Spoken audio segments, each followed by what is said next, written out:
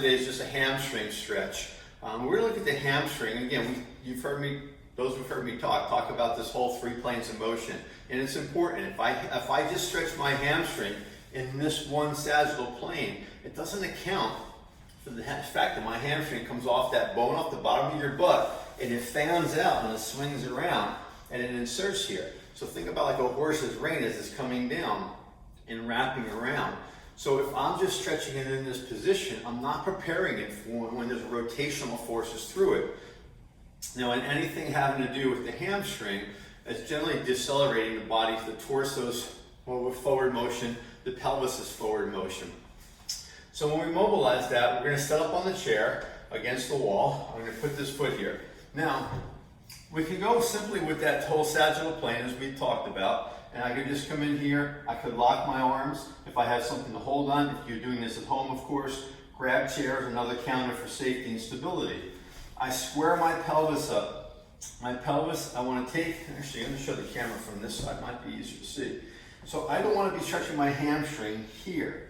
I'm going to take my pelvis, I'm going to try to square it to the wall as best that I can. Now I'm going to take the pelvis and tip it forward as much as I potentially can. Now from that position, if I'm holding in, I'm just going to glide. I can just glide through my hips a little bit. Then I could take this foot and I can actually angle it out, toe it out a little bit, hit it from a different angle, or even toe it in and just change my angle by just changing my foot position. But then we just start getting in there and we use what we call the hand drivers.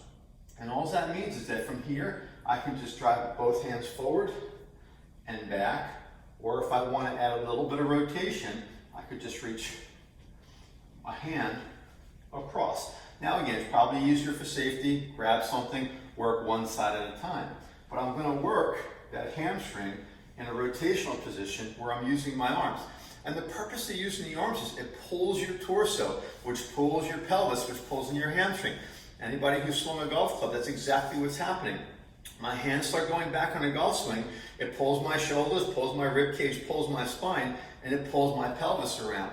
So that's why we're using our hands. Now once I've come into this position, I can also hold this position, and if I want, I could just try to drive my hands a little bit left and right, and so forth. So I have my forward motion, I have my side to side motion. I can go rotation as I talked on with individual hands, or even just rotation with both hands. So there's a variety of ways of getting at your hamstring. The most important thing though is don't always do the same one.